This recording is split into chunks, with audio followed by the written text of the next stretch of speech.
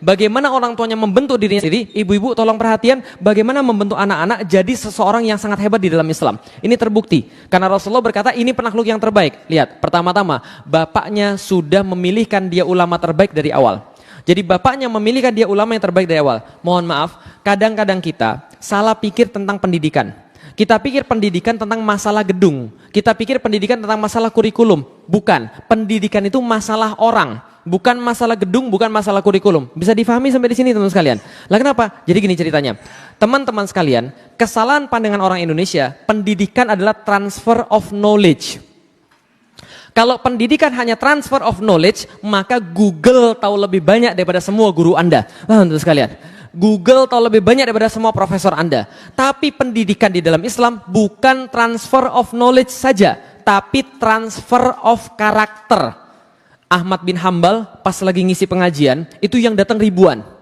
Yang bawa catatan itu cuma 100 orang di depan saja yang bawa catatan. Tapi yang lain gak bawa catatan sama sekali. Cuma datang, duduk, melihat Ahmad bin Hambal. Belajar apa? Belajar adab. Ulama-ulama berkata, ada orang yang belajar adab 40 tahun. Belajar ilmu cuma 4 tahun. Ada yang belajar adab selama berapa lama? Belajar ilmu cuma sebentar saja. Lah kenapa? Karena kalau adab sudah dikuasai, karakter sudah dikuasai, ilmu gampang. Zaman sekarang banyak orang berilmu nggak beradab. Paham teman sekalian? Punya ilmu baru sedikit, ustadznya dikritik. Masya Allah. Sudah berani bilang ustadznya pasti masuk neraka. Masya Allah. Loh, antum belajar berapa banyak? Bisa dipahami teman sekalian? Nggak ada gunanya antum belajar ilmu kalau nggak ada adab. Maka Muhammad Al-Fatih pelajaran pertama dia adalah pelajaran adab. Gurunya yang pertama namanya Syekh Ahmad Al-Qurani. Seperti namanya dia mengajarkan Al-Quran. Karena dasar daripada semua pendidikan harus Al-Quran. Maka dia ajari Muhammad Al-Fatih Al-Quran. Tapi ketika syekhnya ini mengajar, ini anak kok bandel banget. Maka dia bilang sama bapaknya, mohon maaf Sultan, ya gimana Syekh? Saya boleh mendidik anak anda sesuai dengan cara saya? Oh silakan saja Syekh, gak ada masalah. Dipanggil Muhammad Al-Fatih, sini kamu nak, sini kamu Muhammad. Sudah dibawain satu kayu. Ketika datang tanpa ada alasan apa-apa, ini ada dipukul pakai kayu, jetar. Kayu dipukul, anak ini langsung mentalnya down. Mentalnya down semenjak saat itu dia langsung hormat pada gurunya. Paham teman sekalian? Dia langsung hormat pada gurunya. Hasilnya 8 tahun hatam Al-Quran. Hafal Al-Quran, hafiz 8 tahun. Itu karena dipukul gurunya. Ketika sudah gede Al-Fatih bilang, gara-gara pukulan itu saya jadi sayang sekarang. Kalau Syekh Ahmad gak pernah mukul saya, mungkin saya gak jadi seperti sekarang. Paham ya? Jadi kalau guru yang benar, pukulannya aja bisa buat antum hafal Al-Quran. Saya karomah pukulannya saja itu.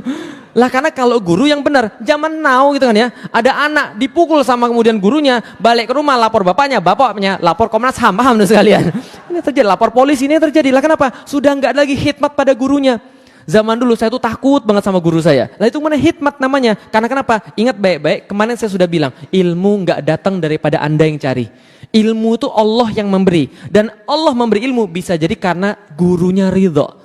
Bisa dipahami teman sekalian, gurunya ridho, antum dapat ilmunya. Makanya di kalangan pesantren itu kadang-kadang murid mijitin gurunya untuk dapat ilmunya. Itu benar. Lah kenapa? Karena adabnya itu loh. Adabnya itu yang menghantarkan dia dapat ilmu. Bisa dipahami kita teman sekalian. Nah, makanya kemudian yang pertama kali dipelajari Ahmad Al-Qurani. Selesai kemudian belajar Al-Quran, maka gurunya yang lain namanya Syekh Aksyamsuddin yang menemani dia dari awal, membentuk mentalnya, membentuk adabnya, membentuk akhlaknya. Gimana caranya? Nih ibu-ibu sekalian, dia memulai caranya dengan bercerita. Ada penelitian bahwa semua orang sepakat cara mendidik anak yang terbaik adalah bercerita. Karena bercerita itu orang pasti ingat. Nah, maka diceritakanlah kepada Muhammad Al-Fatih kecil ini semua cerita-cerita yang berguna. Aksyamsuddin ini jenius sejarah, jenius bahasa, jenius tanaman-tanaman obat, jenius astronomi, dan jenius-jenius yang lain juga. Dia polimat, dia jenius dalam berbagai macam perkara. Zaman sekarang multi talenta. Ya sama kayak antum, multi talentan. Paham ya? Nah, jadi adalah Aksyamsuddin. Aksyamsuddin kemudian mengajarkan pada Muhammad Al-Fatih seluruh kisah-kisah sejarah. Ini yang pertama, sejarah, cerita-cerita sejarah. Rasulullah Shallallahu Alaihi Wasallam diceritakan pada anak ini bagaimana kemudian akhlaknya, bagaimana kemudian berperangnya, bagaimana kemudian menyelesaikan masalahnya, bagaimana dengan para istrinya, sehingga anak ini muncul kemudian kecintaan pada Rasulullah dan meniru Rasulullah. Kisah-kisah para sahabat, kisah-kisah panglima-panglima besar di dalam Islam.